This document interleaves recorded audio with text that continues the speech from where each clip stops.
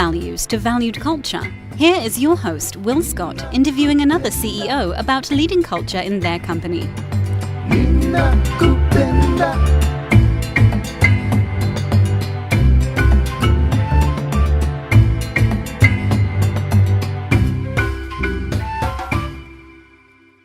Hello, listeners, and welcome to another Culture Czars interview where we talk to CEOs that care about their corporate culture. We call this series From Core Values to Valued Culture because we want employees to love where they work and why they work. And Linda Maclachlan is CEO and Czar of Culture at Entara Corp. Hi, Linda. Hi, Will. Linda, as you know, I was referred to you by Todd Smart, and he said what an excellent job you are doing there with your culture at Entara Corp. But before we get into that, please introduce us to Entara Corp. Tell us what you guys do there.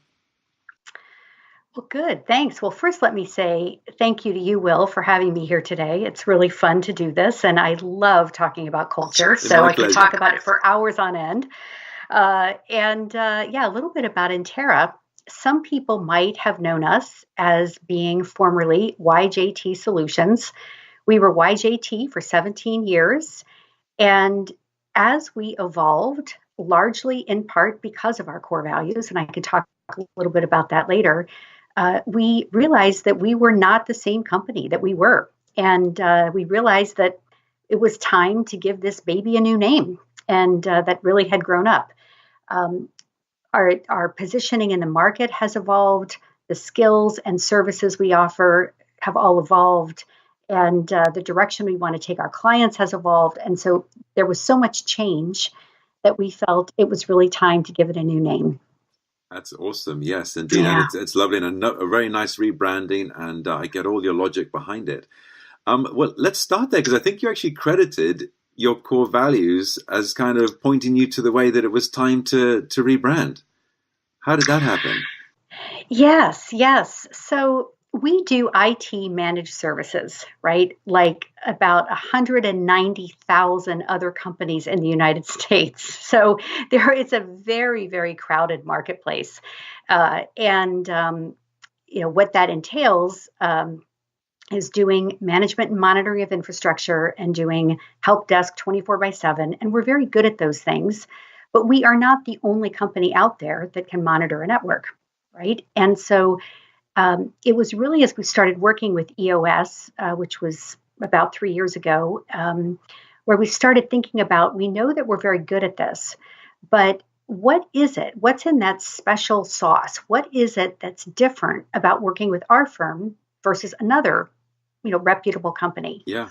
And as we started talking about it, core values were at the front. And what we realized was that the values that we thought maybe we would have aren't the real ones, right? They're not the underlying ones. And I remember Todd said something very interesting to me. And he said, because there were a list of 99 wonderful qualities. I mean, they're all wonderful. And I would like to think that we have an element of each of those 99 somewhere in our culture, right? But Todd said, pick 3, right? Pick 3. And we went around the room with our leadership team and we picked out the ones that in hindsight were probably more aspirational or personal, or, these are the ones that we would like to grow into. And we got to the end of that exercise. We all had a different list of 3 things.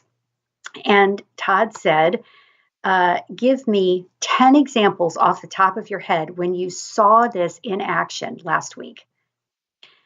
And we all kind of looked at each other and we were racking our brain. I mean, some of us couldn't really think of a great example when we had seen this. It was a principle we believed in, and we knew that we needed to get it out there, And yet, as he started saying, why is it that you keep clients? Because we do, right? We have exceptional client retention. Why do they stay with you, right? Why do recruits want to join your firm over another firm? What was the reason they gave? And as we started talking about it, the core values were cold up. And I honestly, Will, I thought this was going to be, I don't want to say a silly exercise, but I thought, this is sort of a check mark. We'll go through, we'll do our core values. This took us all day long to do this exercise. It took us the whole day. We used up our whole session with Todd doing nothing but this one exercise, because he said, if you get this wrong, then all else is lost. You can't be a company that revolves around your core values. Yes. And conversely, so that's where we landed. Okay, and conversely, if you get it right, then everything else kind of falls in line behind it. It does. But you're absolutely right, and your story makes the point very eloquently that core values cannot be aspirational, that you need to really dig within and find out who are you and what values describe who and what you are, which of course is definitely more helpful if you've been in business for some time at that point. And it sounds like you went through that. And so you're referring there to, I think, the 8 questions that the EOS process talks about for determining the vision traction piece of things. And you were helped by Todd Smart. Yeah, honestly, I've forgotten some of what those 8 questions were, and it felt like a lot more than 8 that he asked us that day. But that's the heart of it, right? Yeah. It's what is true for your company, and what keeps you in business, and what is, at the end of the day, what is it that you have to hold on to? Because I do think we all aspire to bigger and better things all the time, and those things can be good. But when you get down to it, we ended up with 4 instead of 3. We were supposed to only have 3, and we got down to it, and we had 4. And Todd said, "All right, I'll let you have 4." But you get too many more than that, and it starts to become a laundry list of, absolutely. I say I recommend that as 4 as a maximum, because, and I've interviewed hundreds, maybe thousands of employees about can they recall the core values, and most cases they can remember 4, but they can't go. They just can't. If there's any more than that, they can't recall them. Right. So I think 3 is also a great number, though, if you can have that. But so you have 4 core values. What are they? What are they? Well, they actually all start with E, and it did not start out that way, but we realized they all fall into an E, which is actually kind of fun that now Entara starts with an E. So nice. But the first one is empathy. And I think that empathy is a very overused word in the marketplace, even in the business marketplace. But we mean that to be kind, to understand that we are in a business where either there's short-term pain, like this morning I was laughing, Will, for those of you who, well, nobody would know this who was watching.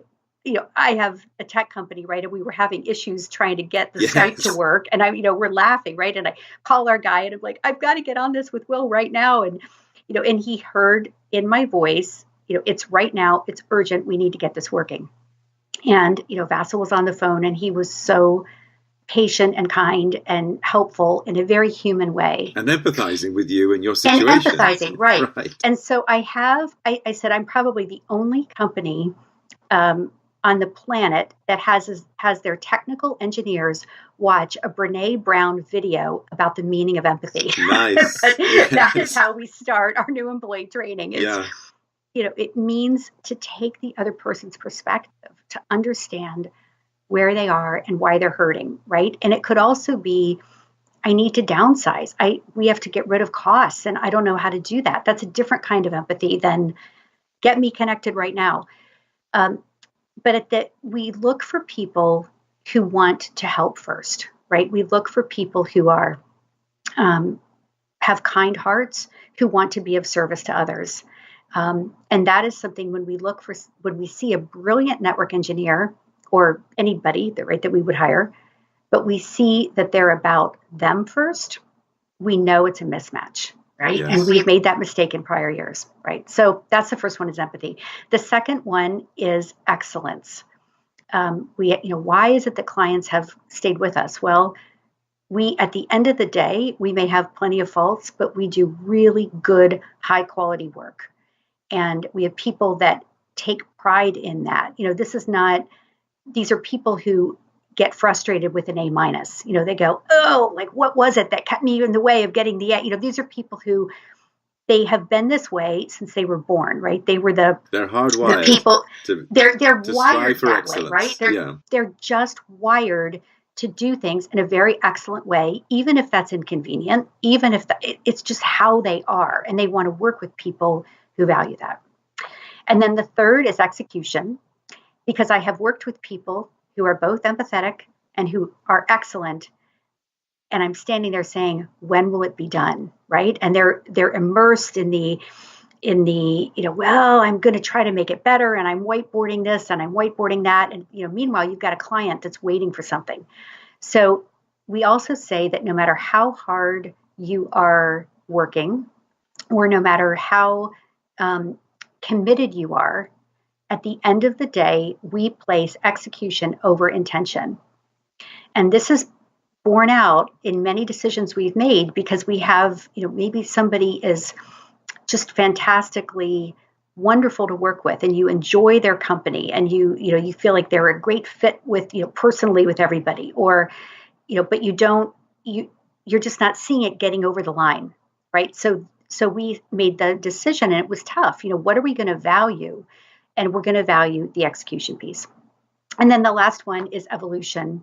And evolution is all about being better, right? I want to be a better mom this year than I was last year. I want to be a better CEO. I want to learn how to lead better. I want to learn how to, so we find that the people from a core values perspective, these are people who would be driven nuts if they had to do the same job every year, right? They couldn't stay in it.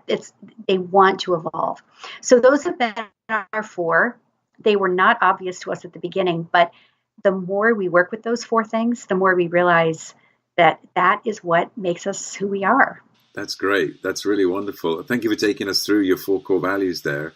Have you, posterized those in any way so that they're up on the wall, or how do you put them in front of your team? It's so funny, because I think we're the opposite company. We actually, through our rebranding, we talked about doing a wall and putting them on there. And in the midst of everything else that had to get done, that didn't make the list. And so to this day, it's a project that remains. I want them on the wall. It's not that I'm against it, but I think a lot of companies have them on the wall and then aren't living them. Yeah, absolutely. And we're the opposite. You walk into our office, you don't see them. Maybe in 6 months we'll get that done. But where they are found is in our quarterly conversations. Every employee is evaluated on these four core values every quarter. And they're hired on the core values, and we use them to make the very unfortunate firing decisions. So they are embedded throughout our culture. They're just not on our wall yet. Excellent. Okay. Understood. And so have you, they're great. So take words like empathy, excellence, execution. Have you done anything to embellish those words in terms of what they mean at Entara? Do you add any subscripts or, behavioral kind of characteristics around those words?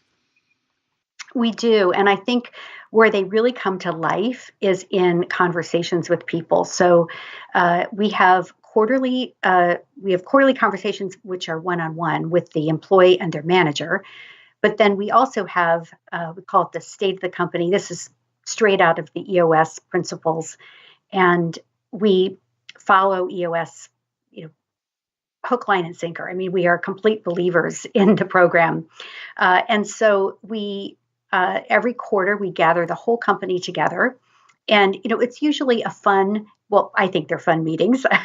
Hopefully they are to our employees. But we talk about the progress that we've made. We talk about the progress against our goals. And then we talk about what's coming up in the next 90 days, where we want to lead the company and where we're going.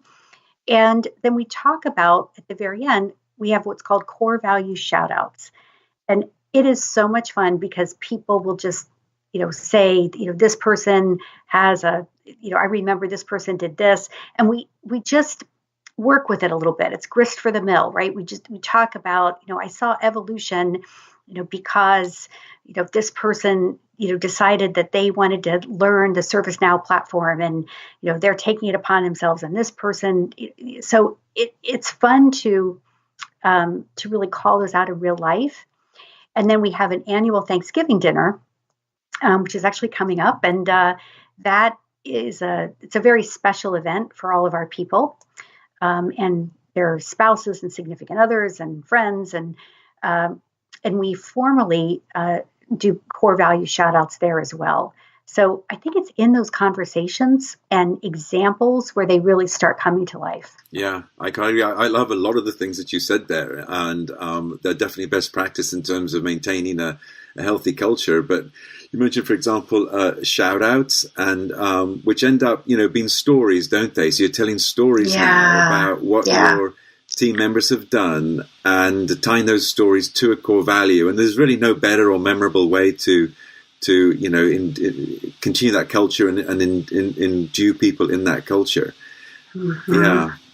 Yeah. And then you also mentioned something which I call the core score, where you're scoring folks on how they adhere to core values, and you're probably using a simple plus minus or 1, 2, 3 kind of measuring system there per a bit like Traction would recommend. Yeah, it's even simpler than that. And I have to tell you, I fought back on this a little bit with Todd, actually, because I do think sometimes, 3, 1, 2, 3 could be better. But Todd has really steered us towards either it's a happy face or it's an unhappy face. Either and we actually, we use the get it, want it, have capacity. Sure. GWC. Yep. And actually those the people analyzer. Sorry. Yeah, that's actually down in the accountabilities. But with core values, it's either it's green or it's red, and we don't use them as a, red. Bam, that means you're out of the organization. But we put it red for a quarter if we say we're concerned about this, so we want to talk about it, and we need to figure out a way to bring you back to green, because we would never hire anybody who didn't match, green, green, green, green. But, everybody, we all have issues, and we try to be honest in those quarterly conversations and say, empathy, that's important here. And there have been a number of examples in the last quarter where we've seen a problem with that. And what's going on? Let's talk about it. But we'll mark it red. Yeah. Okay. I see that. Yeah. So I just think the important thing that you're saying, this is happening in quarterly conversations. So you're able to have a conversation with the individual around perhaps why they're not coming across as green for empathy or evolution. Right. Yes. Right. Okay. Yeah. The other thing you mentioned a couple of times actually is how much fun this is. And that's something point I always like to make, because I find that so many CEOs are not naturally inclined to put energy into this. But I like to remind them that there are very few things they can do as a leader of their company that it requires such a low investment, because it's just a bit of your internal time and really, and it has a very high return, which I think you would agree with that. And it's fun to do.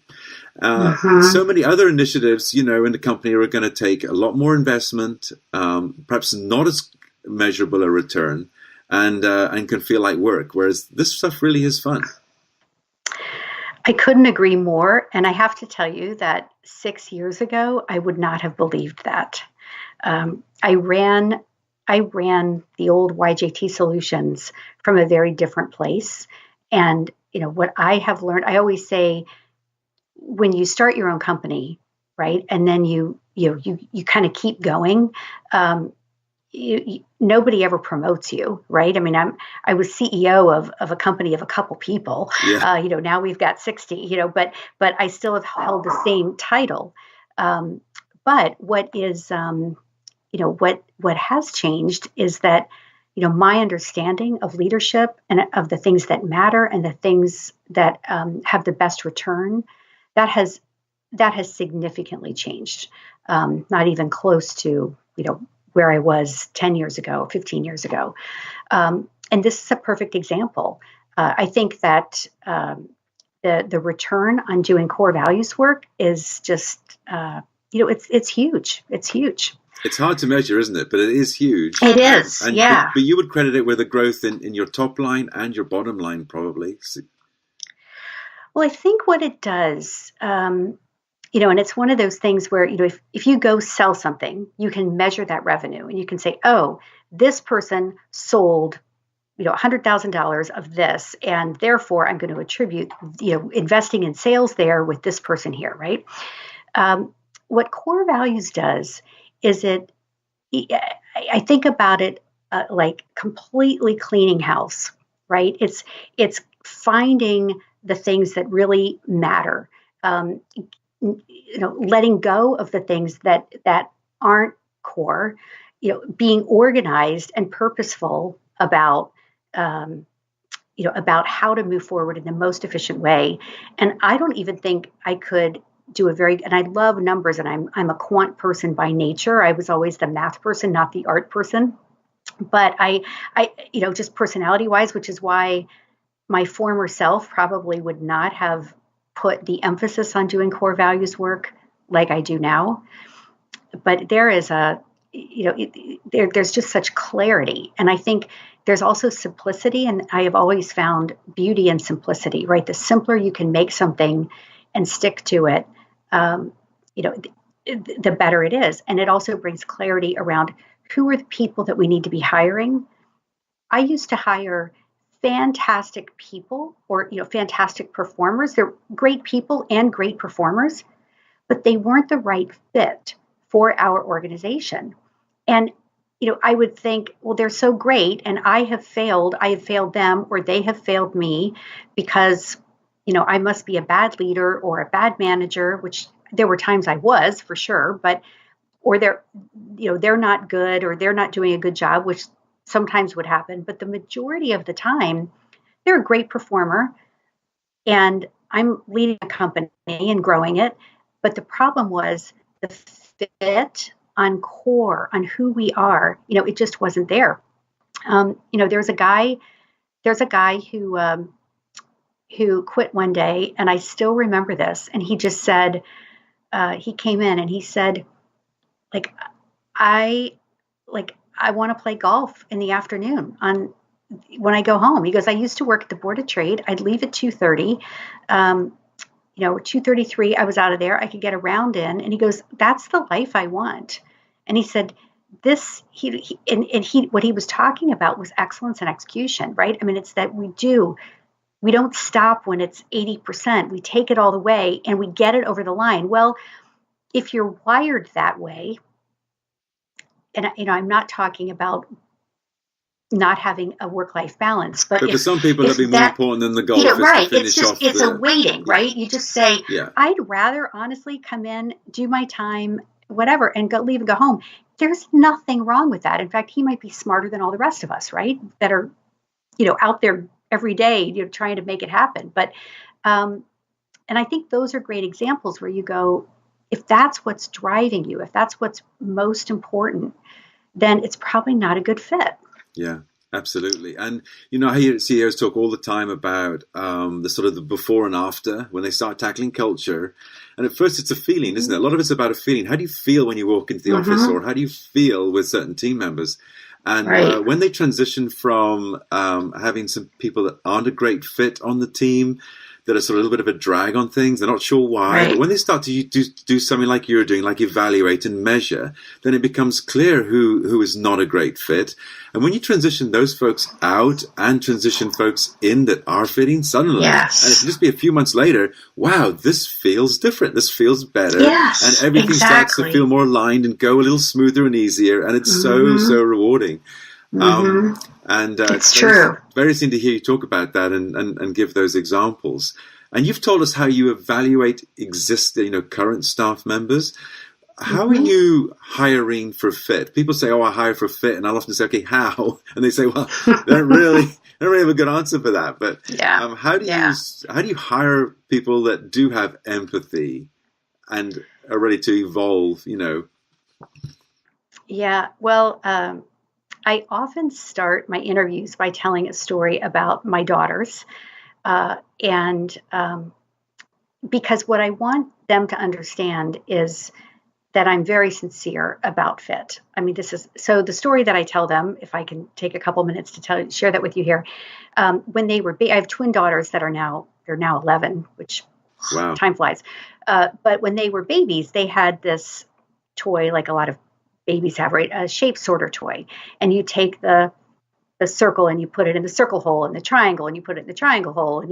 And then as the baby progresses a little bit, you get them a more complicated shape sorter, and you end up with a globe. We had one that was a globe, and pull it apart and all the pieces come out and you trip over them and hurt your feet. But the point of it is that the baby can take a hexagon and find a hexagon shape and a pentagon and put, and I remember being stunned, truly stunned at the amount of emotion that this silly little toy could provoke in a baby. You think they haven't done anything yet. Like, there's nothing to be sad about. And they would take the oval shape and they would try jamming it through the circle, jamming it through, right?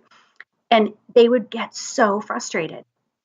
And on the other hand, they would truly exude joy when the oval plopped right through the oval hole and they'd feel it go in. And so I share that story with recruits because I say, I want that joy for you, right? I truly do. And here's the deal. Like, you're already a good shape. You're not talking to me if we have not vetted out that your background, you're fine. You're a good shape. What I don't know is if you're an oval or a circle, and I need to really be honest about who we are and what we value and what life is like here. And I might even try to talk you out of working here. And I will ask that you do the same with me. Tell me who you are. Tell me, let's forget this. Let's try to get the job.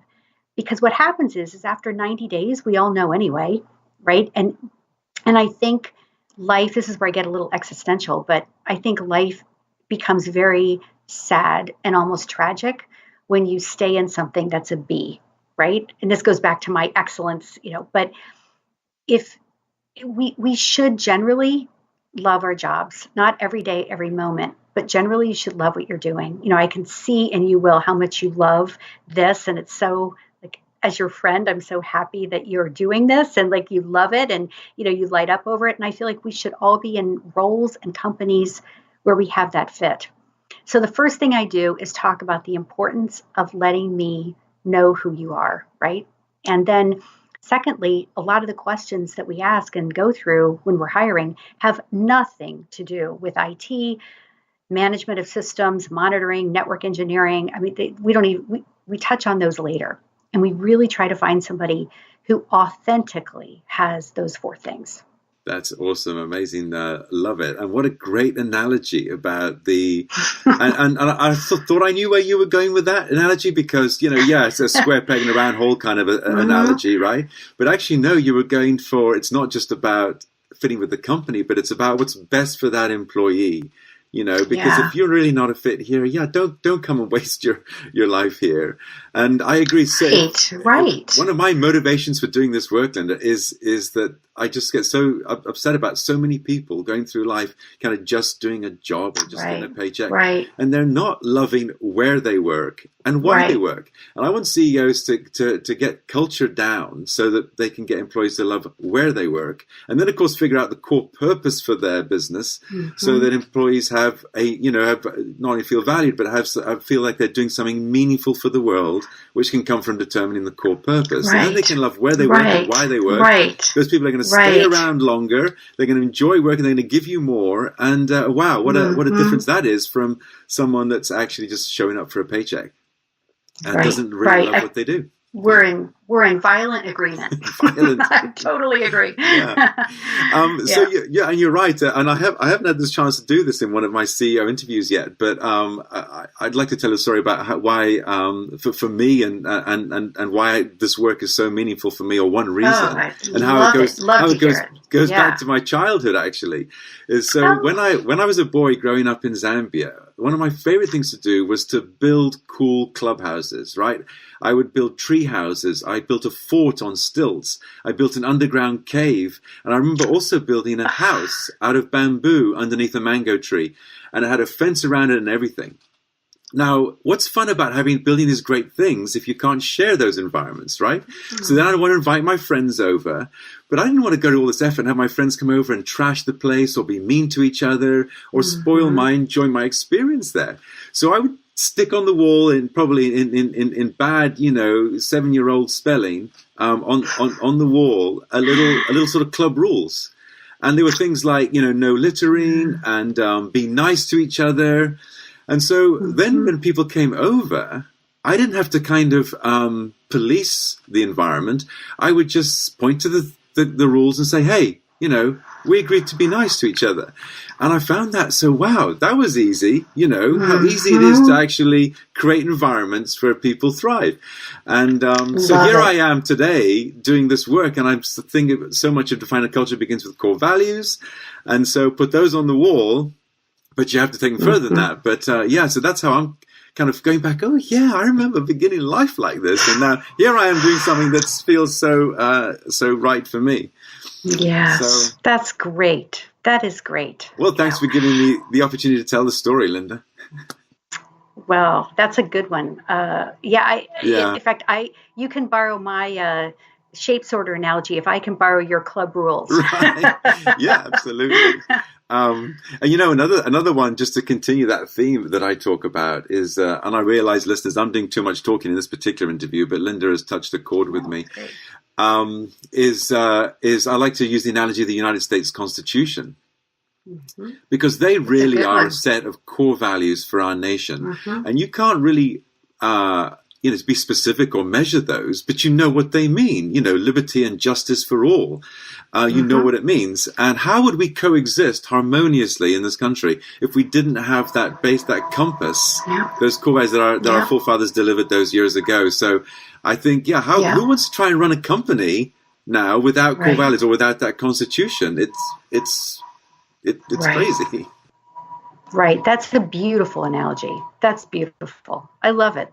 And, if you think about most great organizations, right, the truly great organizations, their core values are apparent and known, and we can name them. Yeah, absolutely. So, speaking of stories, can you remember any specific stories that you like to tell? There was one involving your daughters that was great, but have you had some that have happened with employees where they are representing the core values that are great stories to tell? Oh my goodness, I have lots of them. I have lots and lots of them. I think the most rewarding stories, and I have multiple examples of this, right? But I'll pick Daniel as an example, right? So Daniel was absolutely a core values fit with us from the moment he walked in. The problem was he just wasn't quite sure, where he was going to go, and he started as actually my assistant, he in spades just had the empathy, the excellence, the execution, and evolution, just all the way through. So he started as my assistant, knocked it out of the park, right? So we would quarterly conversations, you're phenomenal, you're, and then, talk about roles. And then he moved more into a finance role, and he started helping us with all of our finance. And I very sadly had to not have him be my assistant anymore because he was moving on, right? And although I have another fabulous one, right? But I mean, this is how core values can work, right? Is like you say, you are the right person for this organization, and we are committed to making sure that then we talk about right person, right seat. And so, anyway, moving on, you can imagine what happened to Daniel, right? He is now on our leadership team and holds one of the most critical spots in terms of handling all of our finance, all of our contracts. He administers the firm. He helps us with process work. He is one of the pillars of the company. But had we been hiring for skills skills, right? Yeah. I'm going to do a search on LinkedIn and we're going to find people that meet these 8 criteria, right? We would have missed somebody who has transformed our company. That's I feel that story in my body. Yeah. It makes me emotional just hearing it. That's awesome. And I'll bet you Daniel is going to be incredibly loyal to Entara, right? The chances of him leaving are so low, aren't they? Oh, he must feel so at home there. From your lips to God's ears. I hope so. Yeah, he'd be a big loss, I'm sure, too. And I have more stories like that, right? We have a lot of stories of people that have just, we know they are right for the organization. And then the sad part is, and I always, there's a sense of sadness when you part ways with an employee, but at the same time, I always think, back to what I was talking about before, when we say you're just not a core values fit, but go find somewhere where you are a core values fit, because those there are so many jobs, right? Yeah. And we owe it to ourselves. And this is where we spend so much of our lives, that I think all of us need to be in a place where we fit, where we're working. Yeah, absolutely. So I know you're in EO too, aren't you, Linda? And we try not to give it. Go ahead. Yeah, well, I actually was. This is another core values thing, but one of my individual core values is, while my children are at home, I want to be a present mom to them. And I could be an EO crazy woman. I could be all over EO, but there are so many fantastic events and travel and all this that I put it on hold until my children are out of the house. And then I hope I can return to it. But that makes sense. I totally understand the decisions around priorities there. And I was going to say, though, we're sort of taught not to give advice. But if you were to give advice around and by the way, how many years has Entara been in business now? We're just over 17. 17 years. Yeah. And I heard you say you've gone from 2 people to 60 people. Yeah. So, and I know, I'm right. sure it's been some ups and downs along the way too, but congratulations on all that success. So is there any advice, to use that word, or encouragement that you would wish our listeners to this podcast to adopt from your learnings, using culture to lead your company? I think the advice that I would give is to not underestimate the importance of leading from this place and making all decisions on it. I mean that genuinely, right? I believe this, through and through. It has transformed who we are. It has made our hirings better. It has made the number of people we've had to let go much lower. And we're just doing such a better job of finding the people who fit in with us. And the financial impact to that, I still don't know that I could quantify it, right? Because it's imperfect. But at Kellogg, I had a wonderful finance professor who said, just remember, if 0 is just as arbitrary as any other number on the number line, right? So just because you can't quantify it doesn't mean that you shouldn't, right? Is it -10? Is it +10? Is it -1,000? Is it pick something that is going to, help you justify this and give it a range or whatever you need to do. But I will tell you this about the core values work we've done is I don't know exactly what the number is, but it's significantly produced great ROI for us. Yeah, that's awesome. And early on in that response there, you talked about decision making. And I like to remind folks that one of the way to get your employees, and once you're at 60 people, you can't be close to every decision and every interaction with every client and all of that. So you need to be able to delegate decision making. And one of the beautiful things about having a set of, adhered to core values is your team will tend to make decisions the same way that you would, which just frees you up enormously. And so it's just another great thing about having a good set of core values is when you're growing, it enables a delegation of decision making, and you'll find that your team is doing things as other great employees in the company would. Yeah. Very true. Very true. Yeah. So, Linda, I would so excited to talk to you today. It's been really wonderful hearing your story and getting your anecdotes. And would you mind sharing? Would I be able to share your values on the website with along with our other interviewees and part of our library there? Because I'm sure there's a lot of people that would just love to have the same success that you've had.